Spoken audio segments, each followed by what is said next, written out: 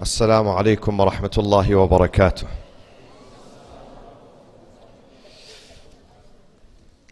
Tomorrow, inshallah, the day of Ashura, Sunday, 10 a.m. in the morning, the story of the martyrdom of Imam Hussein is going to be recited here at 10 a.m. inshallah. So be here by 10 a.m. We're going to conclude with the prayers, Dhuhr and Asr prayers. So please, when you come here, take a wudu at home and come here. So when you listen, when you participate in the maqtal, you have wudu and purity, spiritual purity and physical purity, inshallah. And then in the evening, again, we're going to have the last session here, inshallah, tomorrow at 8 p.m., the last session. On Monday, we're going to have a Q&A session at Alulbayt Foundation, 75 Bronsbury Park, inshallah. It will be only Q&A session, so we'd like you to come. It's open for brothers and sisters. Sallu ala Muhammadin wa ali Muhammad.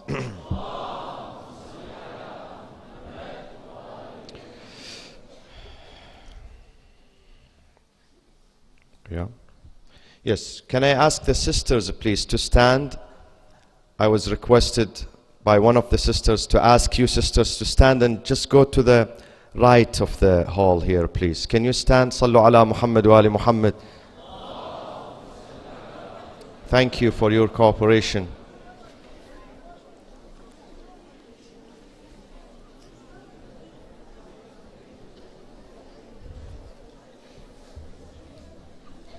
Thank you. May Allah bless you, inshallah. I know it's not very comfortable, but you will be rewarded, inshallah, by Rasulullah and Imam Hussein. It's such a holy night tonight, so we have to help each other. Sallu ala Muhammadin wa ali Muhammad.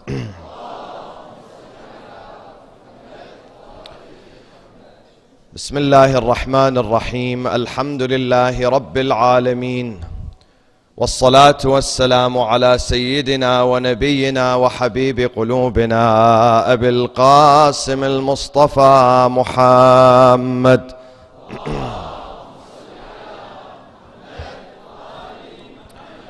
وعلى أهل بيته الطيبين الطاهرين المعصومين المنتجبين الغر الميامين. صلى الله عليك يا سيدي ويا مولاي يا رسول الله. صلى الله عليك يا سيدي ويا مولاي يا أبا عبد الله. يا رحمة الله الواسعة ويا باب نجاة الأمة ويا عبرة كل مؤمن ومؤمنة، يا ليتنا كنا معكم سادتي فنفوز فوزا عظيما.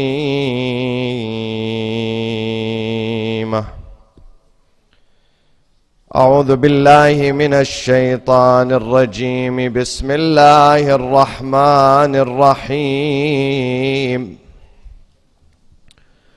وما محمد إلا رسول قد خلت من قبله الرسل أفإن مات أو قتل انقلبتم على أعقابكم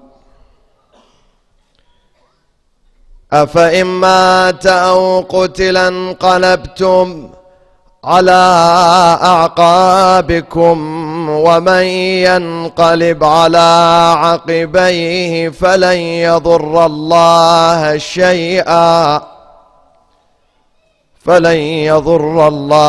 شيئا وسيجزي الله الشاكرين. أطروا مجالسكم بالصلاة على محمد وآل محمد.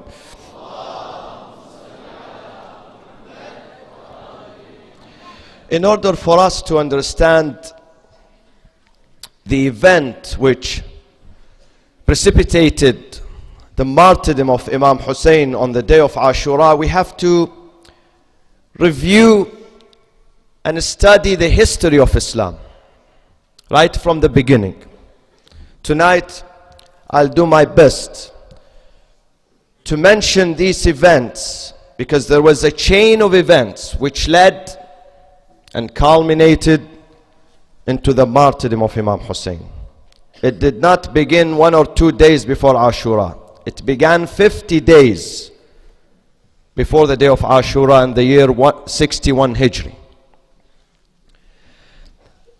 The first 100 years of Islam, the first century of Islam, was characterized by 3 important wars. The first one was led against the Prophet, the second against Imam Ali, and the third one against Imam Hussein alayhi salam. The first war was the war of paganism, the Jahiliyyah, polytheism, the Mushrikeen. And the hero there was Rasulullah sallallahu alayhi wa sallam,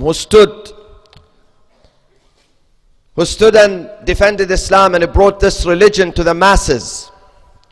Allah subhanahu wa ta'ala speaks about the Prophet. The Prophet has been exemplified in this verse, very short verse, but it says a lot about his history. وَمَا أَرْسَلْنَاكَ إِلَّا رَحْمَةً لِلْعَالَمِينَ. We sent you only to be guidance, blessing, mercy, salvation to the masses, to the whole universe, not only to the Muslims, to the whole universe, to humans and jinns both. And Rasulullah, with his good qualities, some of them have been mentioned in the Quran. وَإِنَّكَ لَعَلَى خُلُقٍ عَظِيمٍ. Your moral standing is so great, beyond description. In fact, one of the Jews came to the city of Medina after the departure of the Prophet during the time of the second Caliph, asking about the qualities and the traits of the Prophet. So they led him to Imam Ali. At that time Imam Ali was sitting in the mosque. This Jew came to Imam Ali and he said to him, I want you to describe to me the qualities of your apostle, your prophet. Imam Ali said to him, it's impossible for me to describe him. He's limitless. He's beyond description. I'm not able. If Allah says, he said to the man, if you can describe for me mata'ud dunya. Mata'ud dunya. The man said, I cannot describe for you mata'ud dunya, the fantasies of this world. Imam said to him, the Quran says about mata'ud dunya, the fantasies and the glamour of this world are so limited. Qaleel. Mata'ud dunya qaleel. And you cannot do that. And you want me to describe the qualities, the moral standing of my leader, of the apostle of God? This is impossible for me. Beyond description. Ya ayyuhan nabiyyu inna arsalnaka shahidan, a witness, wa mubashiran, bearer of glad tidings, wa nadhira, and warner, wa da'iyan, preacher to Allah, wa da'iyan ila Allahi bi'idhnihi. And then lastly, wa sirajan, and lamp, spreading light and mercy and compassion even to his enemies. The only prophet in the history of mankind who did not invoke the wrath of God upon his community was the Prophet Muhammad sallallahu alayhi wa sallam.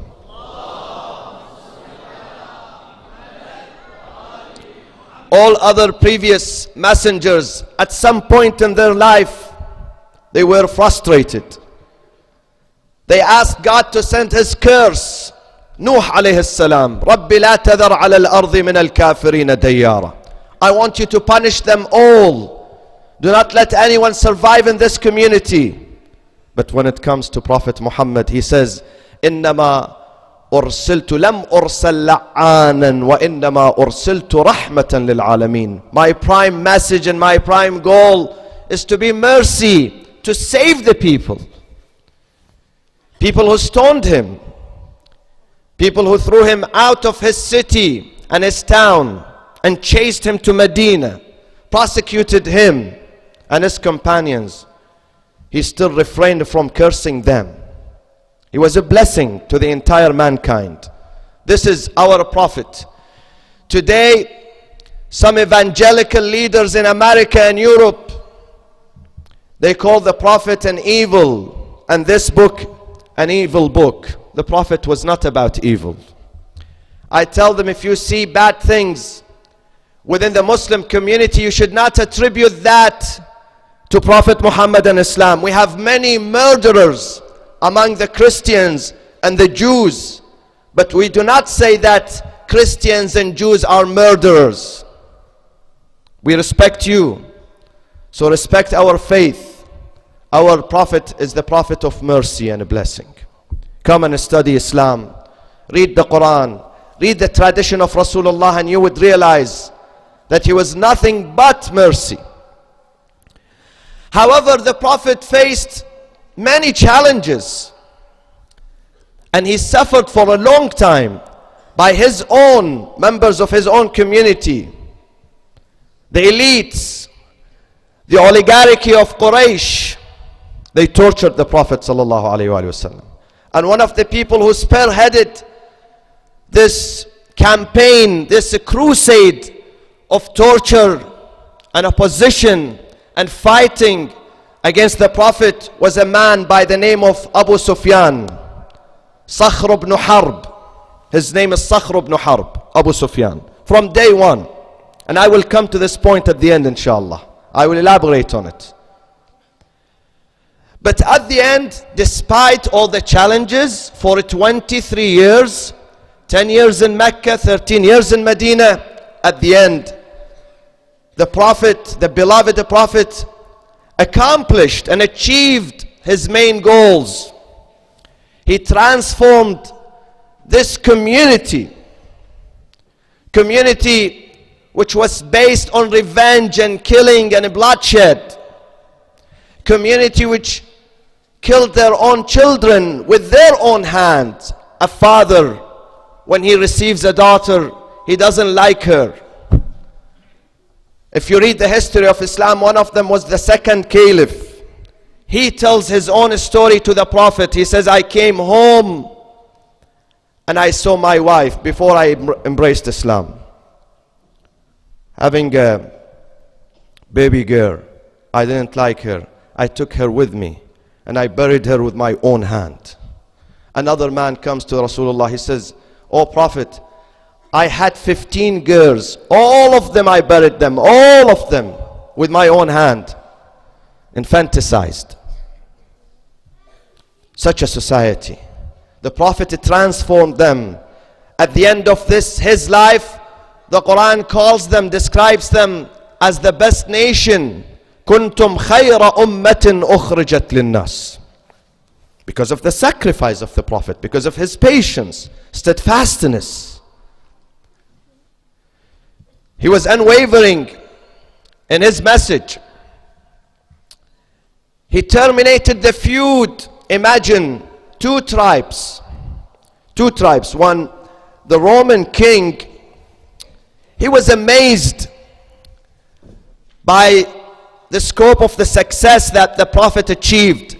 So one day, one of the merchants who used to travel to Arabia went back to Syria. So the Roman king summoned him to the palace, and he told him, "Tell me, what is special about Muhammad? How could he succeed and bring all these factions, disputing factions together, uniting them? How did he achieve that?" He said, "Yes, I went myself to Medina, and I met him. I went to his mosque, and I know that there were two tribes, Aus and Khazraj. They were fighting for 100 years. 100 years. Their history was stained with the blood, with killing and raids and massacres and plundering. By the time this man arrived into their city, the city of Yathrib and Medina, he brought the two factions together. He put an end to the feud and the fighting. He made them a human being who began respecting each other, embracing each other, sharing the life and the food with each other, after being enemies for a long time. وَاذْكُرُوا نِعْمَةَ اللَّهِ عَلَيْكُمْ إِذْ كُنْتُمْ أَعْدَاءً فَأَلَّفَ بَيْنَ قُلُوبِكُمْ فَأَصْبَحْتُمْ بِنِعْمَتِهِ. Remember the favor of God on you when you were disputing and fighting, and now you became brothers. They shared the same house. Someone who comes from Mecca has no shelter, no place to stay. One of the helpers of the Ansar in Medina would receive him and bring him to his home and tell him, I have two rooms, one for you and one for me. This is your house. Can you find this anywhere today? He brought the discrimination to the end. Today America, with all its military power and economy and technology, America, who wants to bring democracy into the Middle East, could not put an end to discrimination, racial discrimination in America itself. In America itself. And the Prophet was successful. He brought the Romans and the Africans and the black and the Arabs all together around him. You go to his mosque and you see all the colors, all the languages. Salman comes from Isfahan all the way from Isfahan. He could not speak a proper Arabic. His Arabic was broken. But at the end, the Prophet grants him this accolade. He says to him, Salmanu minna ahl al-bayt. Salman, you have become part of my family, part of my blood. Salmanu minna ahl al-bayt. This is the beauty of Islam. So the Prophet was successful. Islam began with the three. Prophet Muhammad sallallahu alayhi wa sallam,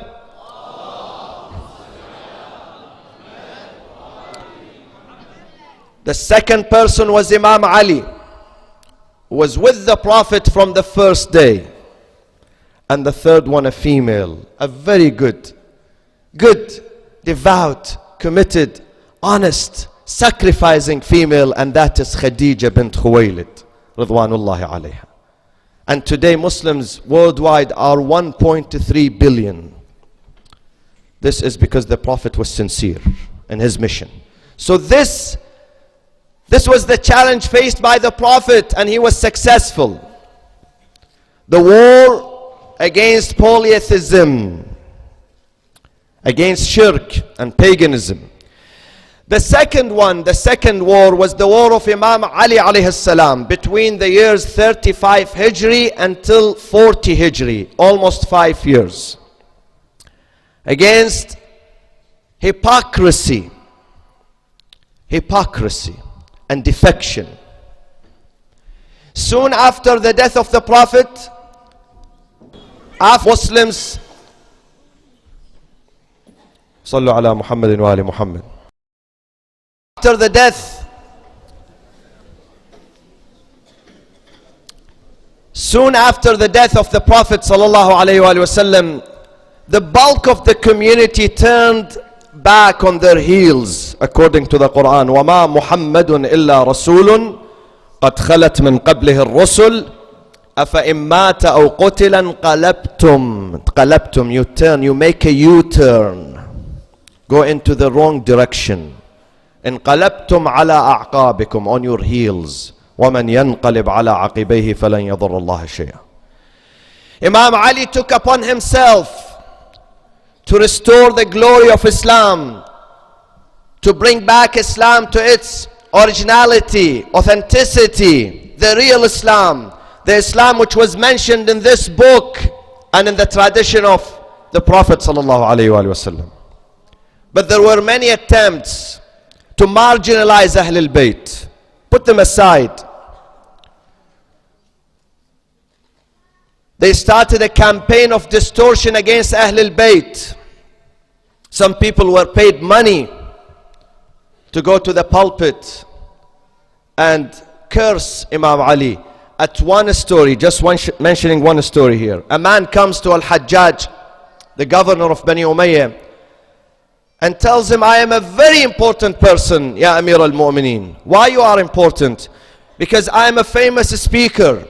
Whenever I ascend the pulpit, stand on the podium, in any sermon that I give, at the end of that sermon, I have to conclude the sermon with the curse of Ali, Fatima, Hassan and Hussein.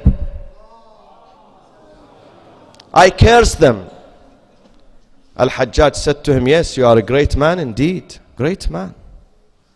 This is where Muslim reached to this point, that the family of the Prophet who are mentioned in the Quran, chapter 33, verse 33, وَيُطَهِّرَكُمْ تَطْهِيرًا, to absolutely purify and sanctify you, are being cursed on a Muslim pulpit. Muslim, not an non-Muslim. And the Prophet prophesied this to Imam Ali. He said to him, Ya Ali, سَتُقَاتِلُ عَلَى التَّأْوِيلِ كَمَا قَاتَلْتَ عَلَى التَّنزِيلِ. O Ali, as you were fighting bravely to establish Islam, after me you're going to fight to implement the authentic Islam after me. Ya Ali, سَتُقَاتِلْ الْمَاكِثِينَ وَالْقَاسِطِينَ وَالْمَارِقِينَ. O Ali, after me I am telling you right away, and this is many years before these incidents took place. Ali, you're going to fight three groups. Nakithin, violators. Mariqeen, the renegades, defectors. Wal-Qasitin, seceders. Three groups. The Jamal, the Safin, and the Kharijite in Nahrawan. The Jamal began. As soon as Ali became Khalifa, people came to him. People seized his house, putting him under pressure to accept the leadership after the murder of Uthman. Once he became Khalifa, legitimate Khalifa of the Muslims, that lady instigated the war against him. Yes, Lady Aisha, the wife of the Prophet. And if you want to know about her, not from a historic book, not a book of history, I refer you to this book. We all accept, all Sunnis and Shias, we accept that this book is perfect. This is the Holy Quran. Go to chapter 66 tonight. Read verses 1 to 5. 1 to 5. You're going to find something very important about this lady. Allah is chiding her, reprimanding her and rebuking her in this book. In this book, Surah Al-Tahrim. Go and find it yourself. We have to know how to research our Islamic history from authentic sources. So this lady was emotionally rallying the people against Imam Ali, the people in Medina, the people of Iraq, the people elsewhere. This lady who was supposed to stay indoors and keep the Muslim united because of a long-standing jealousy with this man from day one. She didn't like him. So now when he becomes the fourth, not even the first or the second, the fourth Khalifa, she doesn't like that.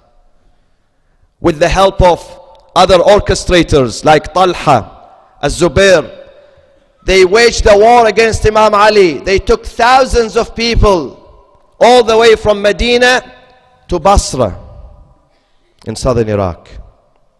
And there, in that battle of the camel, almost 20, or even some historians put the number at 30,000 people were massacred and killed. 30,000 Muslims. So this was the first challenge Imam Ali faced. Ya Ali, satuqatil an-nakithin. Those were the people who breached and violated their covenant with Imam Ali. They gave allegiance to him, bay'ah, and then they violated the bay'ah. Immediately after that, Uthman orchestrated another public mutiny in Syria. He was the governor of Syria. And he started invading the Iraqi territories. the province of Al-Anbar, killing innocent people there.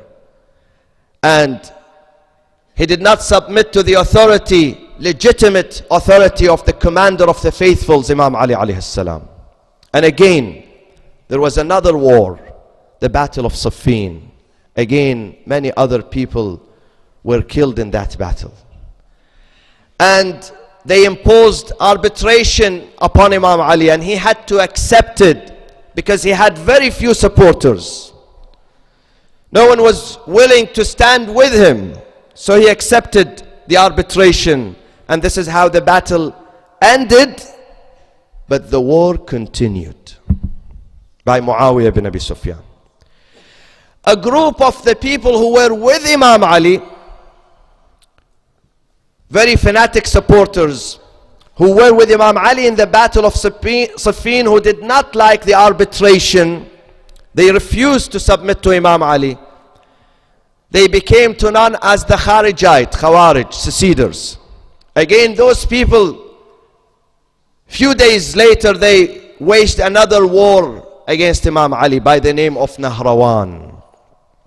Imam Ali alayhi salam has a beautiful saying regarding those people, those ignorants who think that they understand or they have more faith than the commander of the faithfuls.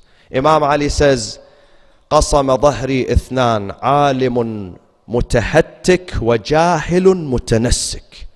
Most of our disasters in life come from two sources, a leader, spiritual, religious leader who is immoral and shameless, alimun mutahattik, who does not have piety or the fear or reverence to God in his heart. He takes advantage of religion. Religion for him is money making, is a business, not a responsibility, not a message. This is an immoral alim, shameless alim, who brings shame on Islam. And we have plenty of them today, plenty of them, who work with the authorities. If you go to Saudi Arabia today, you will find plenty of them there, appeasing the royal family, not appeasing Allah, not implementing this book, and other places, of course. I gave you only one example. This is one, alimun mutahattik. The second one, wajahilun mutanassik, an ignorant who is overzealous, and yet he wants to become more religious than God, more religious than Prophet Muhammad. And he tries to teach you Islam, but he's ignorant. He doesn't know Islam himself. And those, the Khawarij, and a contemporary example of those were Taliban. Taliban, I think they were religious. They were religious because the beard, when it is 3 meters long, this means that the man is religious. But religiosity without sanity, without understanding, without sanity. And this is why they made Afghanistan and other areas, and today they are infiltrating inside Iraq, unfortunately. The Taliban-minded people today, we have them in Baghdad. You can see them very visible in the streets of Baghdad. Another disaster after Saddam Hussein. The Wahhabis, the fanatics, Jahilun Mutanassik. Those two, they broke my back. They inflicted the utmost damage at me and at Islam. So the Kharijite were part of this second group, overzealous, ignorant, religious people. So they fought with Imam Ali. They told him, you have to carry on the fighting. So these were 3 challenges. But again, Imam Ali was successful. Then we come to the third war in Islam, in the history of Islam, which took place in the year 61 Hijri. And this is the Battle of Ashura. And this was the war between Imam Hussein alayhi salam against falsification and the distortion of Islam. The distortion, tashweeh, the distortion of Islam. Banu Umayyah, who spearheaded this campaign from day one, Abu Sufyan, tried to destroy and obliterate Islam, eradicate Islam when he was in Mecca. So he led the campaign of torture against the Prophet and his companions. Open any Islamic history book, read about the time where the Muslims were in Mecca, and you will find out how much the Muslims suffered because of Bani Umayyah, the whole clan, and Abu Sufyan, Sakhr ibn Harb in particular. How many people he killed? Sumayya and Yasir and others, and plundered Muslims' wealth. And he drove the Prophet out of Mecca. Prophet came to Medina, took refuge in Medina. But still, through military campaigns, Abu Sufyan and his family continued his vicious aggression on Islam. He waged the battle of Badr, followed by Uhud, followed by Ahzab. One day Abu Sufyan comes and meets with his family members and tells them, تلقفوها يا بني عبد شمس تلقف الكرة فوالذي يحلف به أبو سفيان ما من جنة ولا نار. Oh my clan, my dear friends, he was blind at the end of his life. Take the Khilafah, the leadership, the succession to the Prophet, play with it as a soccer ball. I swear by God, there is no hereafter, there is no paradise. Everything Muhammad mentioned to us is false. Enjoy this life, have fun. And this is what they did. Khilafah for them was not responsibility, was not succession to Prophet Muhammad. Khilafah for them, for Bani Umayyah, was domination of the Muslims, exploitations of Islam. This is how they dealt with the Khilafah. And he kept his campaign, his crusade against the Muslims until only few months before the death of the Prophet, brothers and sisters. Read the history of Islam and find out yourself. What year did Abu Sufyan accepted? In fact, Islam was imposed on him because during the conquest of Mecca, he was captured, he was taken to the Prophet as a captive, Abu Sufyan, during Fatah Mecca, the conquest of Mecca. And this is only a few months before the departure of the Prophet. And he went, he stood in front of the Prophet. The Prophet said to him, Ya Abu Sufyan, ama ana laka an tashhada anni Rasulullah. Isn't it time for you now to concede, to confess that I am the Prophet of God, the Apostle of God? He said, this is so painful for me. I really cannot. I cannot conceive this. You, the Prophet of God? No, it's hard for me. I can't accept this. Once he said this, some of the companions, included Umar, if you read the history of Islam, raised their swords. They wanted to behead him. The Prophet said, no, no, no. This is not the time of swords here. No, leave him. So he accepted Islam forcefully. Ammar ibn Yasir says about Bani Umayyah, لم يسلموا ولكن استسلموا. They never embraced Islam wholeheartedly. They surrendered. Islam was imposed on them. And since Bani Umayyah, they tried hard to destroy Islam from outside and they failed. Now it was an opportunity for them to infiltrate Islam from inside, from within. Like the termites started corroding Islam from inside. And they were successful in their mission. They were very successful, Bani Umayyah, in their mission. Muawiyah bin Abi Sufyan started the campaign of terror against the Muslims. Many of the companions of the Prophet were killed at the hand and by the order of Muawiyah bin Abi Sufyan. Today, some, not all, some small group of Sunnis, they accuse the Shias that you curse the Sahaba, you disrespect the Sahaba. Wait a second. Let's read the history of Islam. Who was the very first person in the history of Islam, ever in the history of Islam, to order the speakers and the Muslim leaders and the preachers to curse Ali ibn Abi Talib publicly on the Islamic pulpit? Who was he? It was Muawiyah ibn Abi Sufyan himself. He was the first one who initiated this tradition of curse and profanity.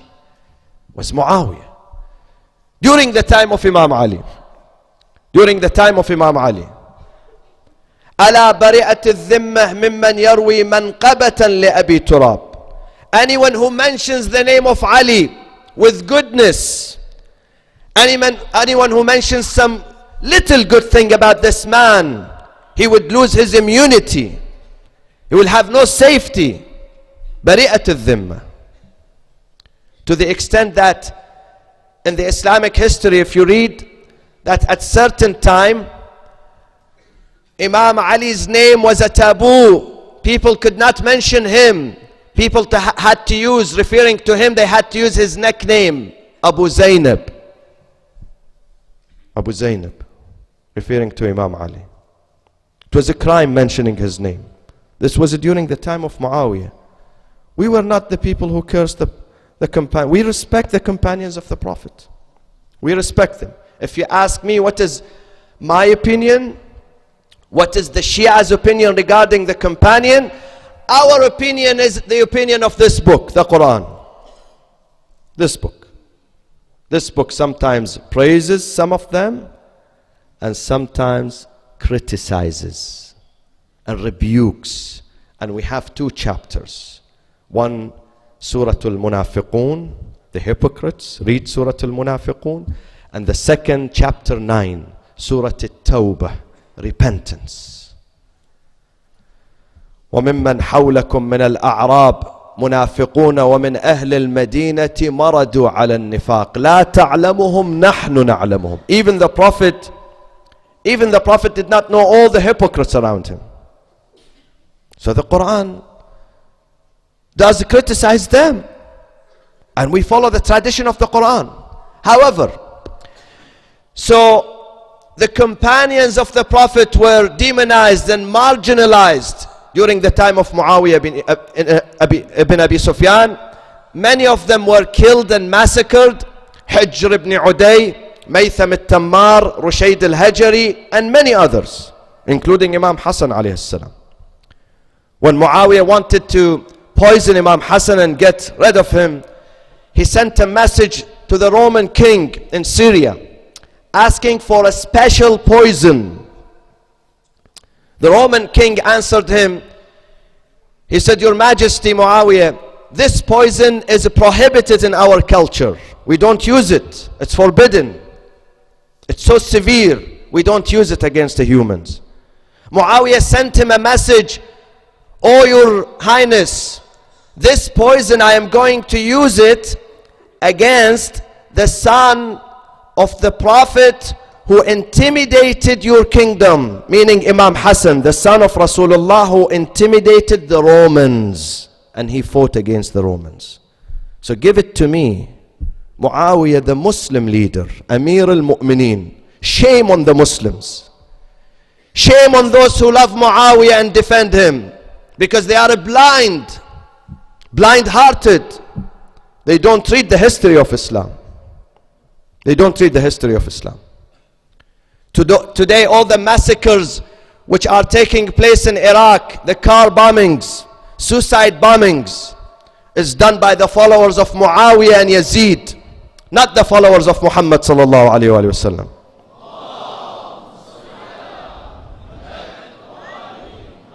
Following the path of Yazid and Muawiyah. A Muslim would not go inside a mosque, inside a Husayniyah, religious gathering, Islamic masjid, Christian church, and kills innocent people there in the name of God. وَمَنْ قَتَلَ نَفْسًا بِغَيْرِ نَفْسٍ أَوْ فَسَادٍ فِي الْأَرْضِ فَكَأَنَّمَا قَتَلَ النَّاسَ جَمِيعًا. If someone slay a person for no reason, no justification, as if he had slain the entire humanity. This is the Quran in Surah Al-Ma'idah. Unfortunately, Iraq has been stricken by those barbaric, evil doers, the followers of Yazid and Muawiyah bin Abi Sufyan. But we have to pay tribute and respect to our brothers and sisters in Iraq, brothers and sisters. We have to salute them tonight, the eve of Ashura. Despite being surrounded by risk and danger, they still go. They went to the election successfully. They still commemorate Ashura and Imam Hussein, with all the killing going on, with all the atrocities against them, decapitation. Still they are steadfast and heroes. May Allah protect them, inshallah. We have to pray for them. We have to pray for the safety of the Iraqis today. We have to pray for the believers there who are standing. We are sitting here in the comfort. We don't realize when security is missed. نعمتان مجهولتان الصحة والأمان. Two blessings are missed, unrealized. We don't pay attention to them unless we miss them. One is health and one is security. And when Allah presents His favor, puts His favor on Quraysh, He says, لإلاف قريش إلافهم رحلة الشتاء والصيف فليعبدوا رب هذا البيت الذي أطعمهم من جوع وآمنهم من خوف. He gave them shelter and security against fear. So we have to pray for their security and safety, brothers and sisters. Always pray. Every day in your prayers. Let's have Iraq the land of the prophets. Ibrahim the patriarch was born there. The prophets of Allah passed through Iraq. 6 infallible imams are buried there in that land, the land of the prophets, the land of scriptures and messengers and divine messages. We have to pray for it. However, here it's the night of Ashura. So what happened? Why we need Ashura, brothers and sisters? Why Imam Hussein gave his blood? I mentioned to you the history of Islam in a brief, and the challenges that the Prophet met, Imam Ali and Imam Hussein. Banu Umayyah infiltrated Islam, posed a great danger. Even the Prophet did his best to rehabilitate them, but to no avail. The Prophet granted them forgiveness. Man dakhala dara Abi Sufyan fahuwa amin. Granted them general amnesty. He even appointed some of them in the government. He gave them money, gifts, but to no avail. It did not work. They insisted on their animosity. وَالشَّجَرَةَ الْمَلْعُونَةَ فِي الْقُرْآنِ. One day the Prophet in his dream, he sees a very terrible dream. He sees some monkeys are playing on his minbar in Medina, going up and down. He wakes up terrified. Monkeys? Apes? What does that mean? He asks Jibreel. Jibreel informs him that after you, this pulpit, this minbar is going to be occupied by Bani Umayyah, the cursed family in the Quran. الشجرة الملعونة في القرآن. And this is what happened. Therefore the Prophet declared publicly and openly, الخلافة محرمة على آل أبي سفيان. Succession, khilafah, leadership in Islam is forbidden to this family. They have no right. But they succeeded. They fooled the masses. Today we have some leaders who fool their own masses. They stay in power for 30, 40, 50 days. And some people do listen to them and worship them and respect them. And this is what happened. Don't tell me how Muawiyah managed to come to power. When we are absent-minded, when we are asleep, ألا ترون إلى الحق لا يعمل به والباطل لا يتناهى عنه. When everyone is busy with his own progression and his own happiness and his own welfare, he doesn't care about the fate of the Muslims. This is what happens. The battle of Ashura lasted for only half a day, brothers and sisters. Just maybe 6 or 7 hours, no more. But this battle is eternal, perpetual, immortalized today. Today, every land, today, this struggle, the struggle of justice versus injustice, the struggle of truth versus falsehood, the struggle of light versus darkness continuing. It began at the first day of our existence, the first day that Allah created the earth. What happened on that day with the creation of the earth, with our existence? What happened? Cain killed Abel, the children of Adam. From that day, this struggle began, and it will continue. It's going on today. Today you find it almost every day in Iraq and other places, in Palestine, other places on earth. And it will continue until the end of this life. It never ceases, never. And we have to choose either this side or that side. The battle of Ashura is a continuous battle. This is why there is a very famous saying, كل أرض كربلاء وكل يوم. Karbala is not confined to a small geographic area south of Baghdad. It's not only there. Karbala is everywhere. Whenever you find an oppressor oppressing, abusing, terrifying his own community, and you find resistance, then that land is the land of Karbala. And that day is the day of Ashura. Brothers and sisters, what happened? Why? Why Imam Hussein gave his blood? Let me conclude here. We have to transfer you to the land of Karbala tonight. We have an appointment with Imam Hussein there. We need to see him with our hearts. We need to listen to his cries. We need to envisage this. Brothers and sisters, Imam Hussein was requested by the governor of Medina to pay allegiance to Yazid after the death of Muawiyah. Yazid was appointed by his father to succeed him. And an urgent message was sent to the governor of Medina that you have to summon Imam Hussein to the palace and take his allegiance to the newly appointed leader, self-appointed leader. Imam Hussein went there. There was some deliberation and discussion, came out, and he said, Inna ahlu baytin nubuwah. I'm not an ordinary person. I belong to the household of apostleship, prophethood. I am the son of the prophet. I am supposed to implement the authentic Quran. ويزيد رجل فاسق شارب للخمر قاتل للنفس المحترمة ومثلي لا يبايع مثله. Yazid is a man who is so mired in crimes. Yazid is a man that he committed every imaginable illicit deed and crime. He is so dissolute, rogue, godless, evil personified. He is the embodiment of every wickedness and cruelty. This is Yazid. And someone like me cannot pay his hand in the hand of Yazid and accept him as my leader.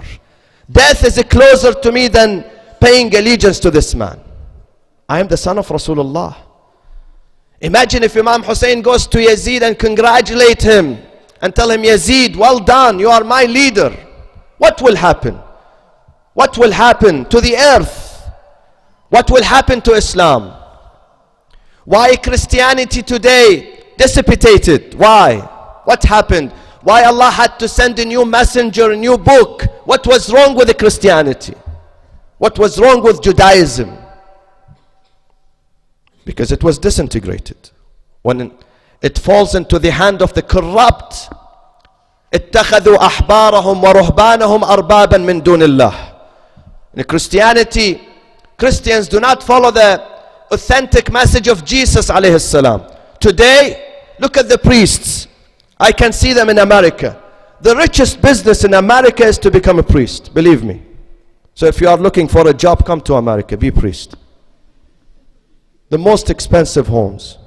This is why in America, one of the archdioceses in California paid $100 million to the victims of sexual abuse. $100 million. Imagine. Allahu Akbar. And still people go to church and support the church and pay donation to the church. It fall apart. Because they followed the creed, not of Jesus, of certain monks and priests. And this was the fate of Islam. This was happening during the time of Muawiyah and Yazid. People were not worshipping God. People were worshipping the Khalifa. At the time of paganism, people were idol worshippers, worshipping idols which is made of stones and bricks. At the time of Yazid and Muawiyah, people were worshipping the same idols, but made of blood and flesh this time. A new idol worshipping. And Imam Hussein took it upon himself. My blood, I'll give it. Not only my blood. The blood of my family, my children, my 6-month-old baby. As you're going to hear tonight, I'll give it. If this is what is requested, to revive the Muslims, to revamp Islam, to refresh Islam, to bring it back to life, resuscitate the Muslim nation, who was almost dead at that time. The sacrosanct blood of Imam Hussein was needed. And only the blood of Imam Hussein was needed at that time. Because other blood would not work. His blood is authentic. His blood which runs in his veins and arteries is part of the blood of Rasulullah sallallahu alayhi wa sallam. Husaynun minni wa ana min Husayn. The blood which runs in his veins is part of my blood. You cannot hire a person to do the job for you. It has to be someone from within the family, the tradition. And this is how Imam Hussein was successful. Yes, his blood was much needed. The only solution left for the Muslims to survive at that time, the only solution was to give the blood of Abu Abdullah al-Hussein on the day of Ashura. In a such tragic manner. When Imam Hussein was asked by many of his family members and friends in Medina, why do you go to Iraq? Why putting yourself at risk? Imam Hussein has one answer. Sha Allahu an yarani qatila. It is the ordination, the decree of divine. The divine decree that I have to be killed on that soil. And this is the only surgery needed to bring Islam back to life. The only surgery is to have the blood of Imam Hussein staining the land of Karbala, and the blood of the baby Abdullah al-Radi' and Ali al-Akbar, al-Qasim, al-Abbas, Habib ibn Mudahir, and others. Let's now transfer our hearts and minds, brothers and sisters. Imagine yourself surrounding Imam Hussein. Just imagine yourself today, you are in Karbala at the 10th of Muharram, year 61 Hijri, standing and watching the two camps. The camp of Yazid, who rallied at least 30,000 fighters, and the small, beautiful camp of Imam Hussein was about 75 men and about 83 women and children.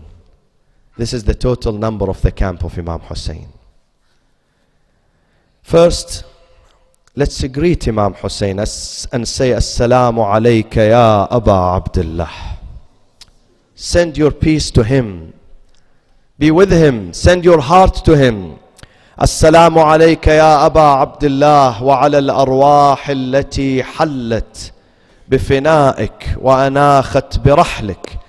عليكم مني جميعا سلام الله أبدا ما بقيت وبقي الليل والنهار ولا جعله الله آخر العهد مني لزيارتكم.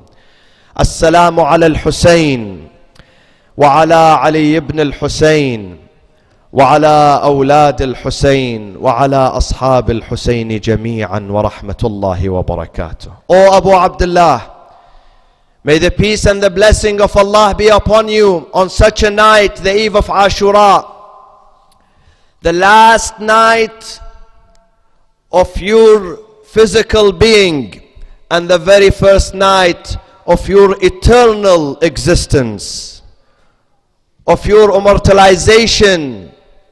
This is your first night, Ya Aba Abdullah. We greet you on such a night. I can see you now sitting in your tent during the night of Ashura, preparing your sword, يصلح سيفه ويعاتب دهره, and reciting this poetry, يا دهر أف لك من خليلي, يا دهر أف لك من خليلي, كم لك بالإشراق والأصيل, من طالب بحقه قتيلي, والدهر لا يقنع بالقليل. His sister Zainab alayhi salam was in the next tent when she hears Imam Hussein eulogizing himself by himself, declaring that this is my last night. She stands, she goes distraught. She goes into his tent. يا ثمال الماضين يا بقية الماضين أراك تنعى نفسك, eulogizing yourself. Oh my dear brother, what are we going to do after you? Ya Hussein, you are leaving us for whom? Imam Hussein calms her down, assuaging her, telling her the truth, what will happen. My grandfather, who was better than me, he passed away and he left. My father, my mother Fatima, my brother Hassan, and now it is my turn, Ya Zainab. Ya Zainab, when I brought you from Medina to Karbala, I knew what I were doing. I am depending on you to carry this mission after me, Ya Zainab. Ya Zainab, as soon as I fall down, you will be the leader, Ya Zainab. I do not want you to be distressed. I don't want you to be humiliated. I want you to be lion-hearted. Stand there, gather all the babies and the children. And she answers him, Bala ya Aba Abdullah, I will be there for you. I will be there. I will never disappoint you. I will carry this mission after you. خويا أنا بعيني لداري لك عيالك, أنا بعيني لداري لك عيالك, وبروحي لسجد لك أطفالك, والموت لا يرضى بدالك, ترى الروح كل احنا فدالك. And then Al-Imam al-Hussein on the day of Ashura, after no one was spared, no one was left around him, no companions, no family members, as you heard in the past nights, all of them were gone. He was standing alone there. He came to pay the tribute. He came to bid the last farewell to his family. He stood on the tent. He started shouting, يا أختاه يا زينب يا رقية يا أم كلثوم ويا رقية ويا عاتكة ويا رباب. He mentioned their names one after the other. So wonderful man. He pays a personal notice to them, each and every one. He mentioned their names.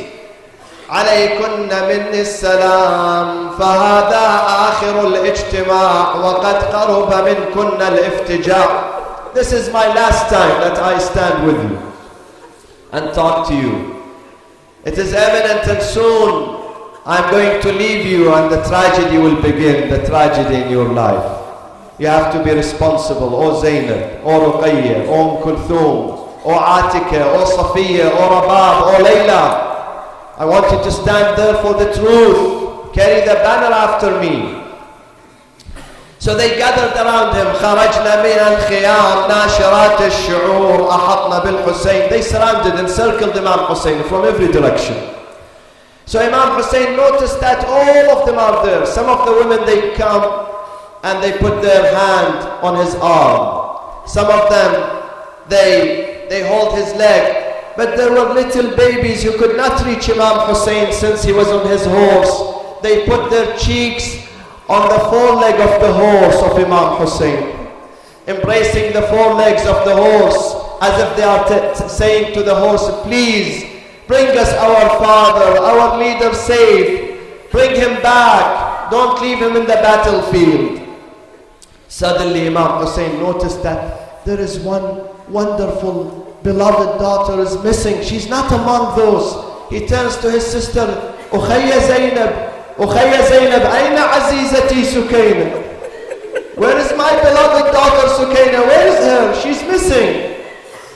She said she's inside the tent. Imam Hussein disembarks from his horse.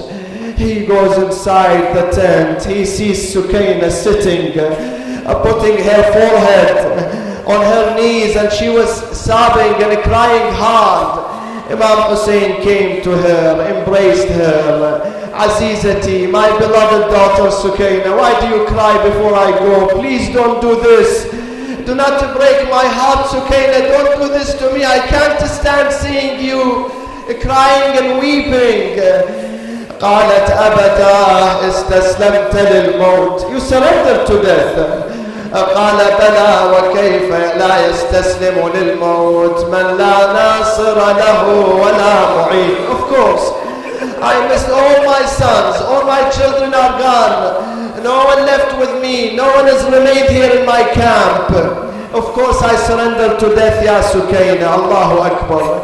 She said to him, Dad, I have one request. Please fulfill this wish for me. What is it, Ya Habibati Sukayna? Dad, I want you to wipe your hand on my head. I want you to treat me as an orphan now, because soon I am going to be an orphan. سيطول بعدي يا سكينة فيعلمي منك البكاء إذا الحمار دهاني لا تحرقي قلبي بدمعك حسرة. Then Imam Hussein assuages her, mitigates her, and then he leaves her inside the tent and he goes, embarks his horse and he goes to the fight. حمل على الميمنة أنا الحسين بن علي آليت ألا أنثني أحمي عيالات أبي أمضي على دين النبي. And then he comes back to the tent to bring serenity and peace to his family, to tell them that I am still alive, I am still with you. He will come back to the tent. Here Imam Hussein came to his sister Zainab. Oh my dear sister Zainab, I need to see the baby, Abdullah. Bring me the baby, the little baby. Imam Hussein took the baby. He was unconscious. He was took by Imam Hussein alayhi salam. He cradled him. He kissed him. He embraced him. Then he went to the people there, Bani Umayyah. أيها القوم إن كان لي ذنب فما ذنب هذا الرضيع. If you see me, if you think I am the criminal, I am the sinner, what is the sin? What is the guilt of this little baby? Don't you see him, how he is suffering? How he is suffering of thirst? Give him something to drink. While the baby was on his father's hand, Ya mu'mineen, Ajarakum Allah, Sa'adakum Allah. The baby was on his father's hand. Harmala ibn Kahil, one of the archers in Bani Umayyah's army. One of the armies there, one of the archers in the army. Allahu Akbar. Imam Hussein was carrying his baby like this. and the army was watching Imam Hussein. He requested some drink for him. Harmala ibn Kahil, he sends an arrow. It comes to the neck of the baby and slay him. Allahu Akbar. Harmala says, on the day of Ashura, I sent 3 fatal arrows. One comes to the heart of Imam Hussein, pierces the heart of Imam Hussein. The second one comes to the eyes of Abu al-Fadl Abbas. But only one arrow made me cry. Harmala says, I was crying when I sent the arrow to the baby. He took his hand and he was flattering like a small bird. أخرج يديه من القماط وجعل يرفرف على صدر والده الحسين. Imam Hussein puts his hand underneath the baby. He scooped the blood and then he throws the blood to the sky, to the heaven. Imam Baqir alayhi salam was reported to say that not a single drop of the blood of the baby returned to the earth. Allahu Akbar. Then Imam Hussein alayhi salam gives the baby, goes back to the camp. His daughter Sukaina was waiting there. يا بويا الطفل المعايا خذته. You took him to give him some water, my dad, my father. يا بويا الطفل المعايا خذته. بسهم العدا مذبوح جبته. And the mother was sitting there, and mother الرباب. الله أكبر. يلجنت بالظلمة تلالي عقبك بقت وحش الليالي. أنا لدورا على يميني وشمالي وحزب المهد والمهد خالي. Again Imam Hussein bade another farewell to his family. While he was heading to the battlefield, he heard from his back a female voice coming from the back, fainted and feeble, saying to him, أخي حسين طفلي قليلا. Wait for me, just a second, wait, before you go. He turned his face, he saw his sister Zainab coming out of the tent. She said to him, please Hussein, I need to share something important with you. She took him, she asked him to dismount his horse and come inside the tent. She took him inside the tent. She said to him, my beloved brother Hussein, open your chest for me. He opened his shirt for her. She kissed him here in his chest, and she smelled him in his neck here, and she turned to the direction of Medina. She said, Ummah Fatima, Ummah Fatima, oh mother Fatima, لقد أرجعت الوديعة وأديت الأمانة. I fulfilled the promise I made with you, Fatima. Imam Hussein asked her, what sort of promise is this? She said, when I was a little baby, playing in the house, one day my mother Fatima, before her death, she called me, Zainab, come here, I want to share something important for me with you, but please promise me that you're going to fulfill this need and this desire for me. What is it, my beloved mother? She said to me that your brother Hussein, one day you're going to find him helpless, alone in the battlefield. Once you see him like that, I want you to kiss him on my behalf. Kiss Hussein on my behalf. Now I wanted before you go to the battlefield to fulfill this wish for my Fatima, for my mother Zahra alayhi salam. Again Imam Hussein went to the battlefield. You're going to hear the whole story tomorrow inshallah. But let me conclude with these words, brothers and sisters. He went back. He was fighting with full energy. Lion-hearted Abu Abdullah al-Hussein. الموت أولى من ركوب العار والعار أولى من دخول النار. They run, they are dispersed until Imam Hussein alayhi salam was so tired and overstrained. So he stood to take some rest while Imam Hussein was standing in the battlefield. Brothers and sisters, one of the enemies, he held him with a stone. The stone hits the Imam on his forehead. His forehead was bleeding. Imam took up his shirt to clean the blood. وَإِذَا بِسَهْمٍ مُحَدَّدٍ.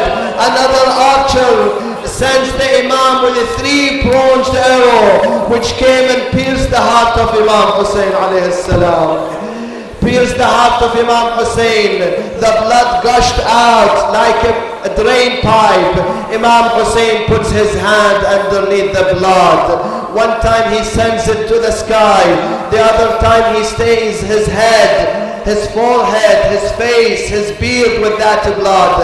And he says, هَكَذَا أَلْقَى اللَّهُ هكذا ألقى الله وأنا مخضب علي بدمي مغصوب علي حقي.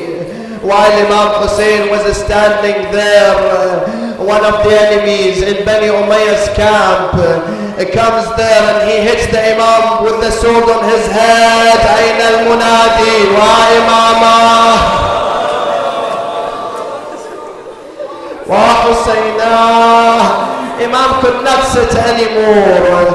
At this moment his horse came, was roaming around the Imam, encircling the Imam, defending the Imam. Banu Umayyah wanted, the army came to take the horse away. He started kicking them.